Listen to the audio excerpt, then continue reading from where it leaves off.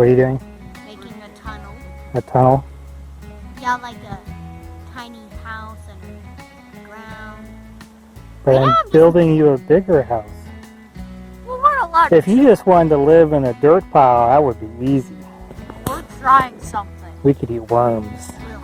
Yummy. Oh, well, this is for fun. That's fine. I know, it's all for fun. Okay, today's December 3rd.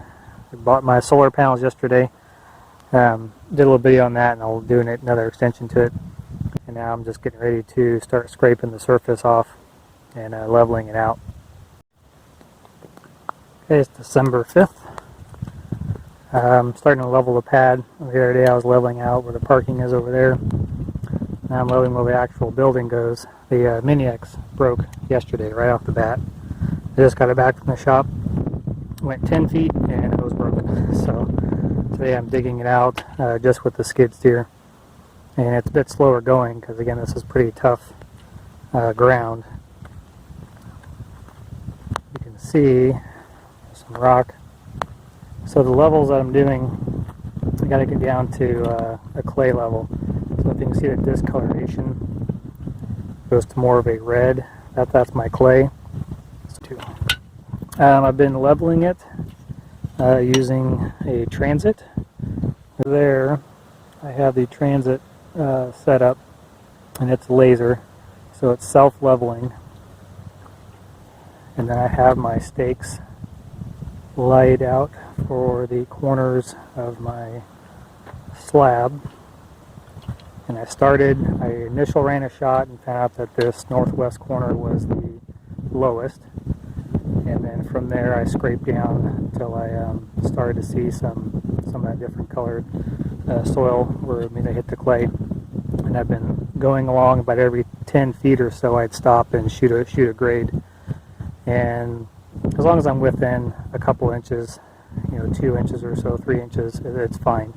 Because I'm going to run a framing. I got to dig a footing in. I've got to run a framing board for the side of the slab, and that will be level, and then it'll be filled up with the AB3 rock, which will level it out perfectly. So an inch up and down here and there is no big deal. Because I'm digging down from the lowest spot, by the time I get here on the south side, I'm going to be probably 2 foot below the current grade. What I'm doing now is called cut. So I'm cutting the soil out as opposed to filling it. Sometimes you can do both. If I were to start here on the south side and hit a bunch of clay, I could have taken that clay and piled it up on the north side to raise that level. I don't particularly like that because then I'm disturbing the soil. And then it's loose and it's not packed. And there could be still organics in there. There's going to be a lot of rock. I'm going to come up the deeper I go. So it seemed better to me just to cut everything out nice and level. Alright, it is, I don't know what day it is, Sunday. I finished leveling everything out.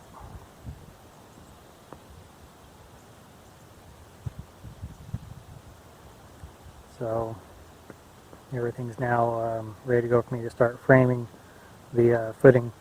What I'm going to do is put a 12-inch by probably 16-inch footing frame around, and then going to pour the slab on top of that. So although I've dug down on the end over here, I've only dug down maybe a foot to get through the organic layer or the topsoil layer.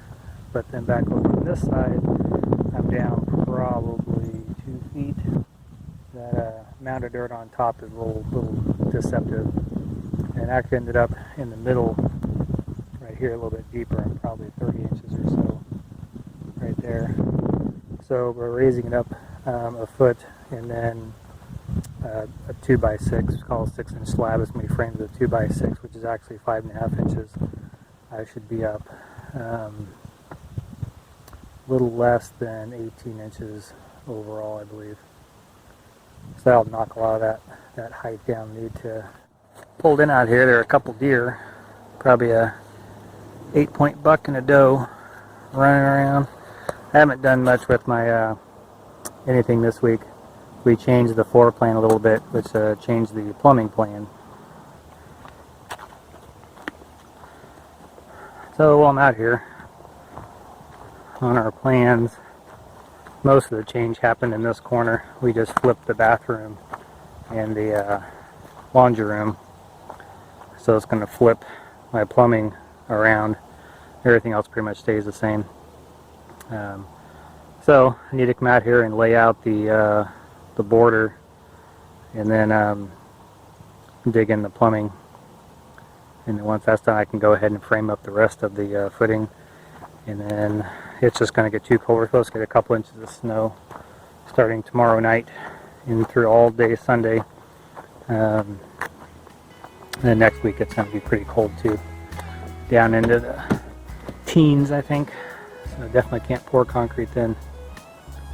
But hopefully it'll warm up enough if I can get the footings done, cover them with plastic, and then once that's done I can go ahead and fill the voids with gravel AB3 and then start building up my pad here for concrete trucks.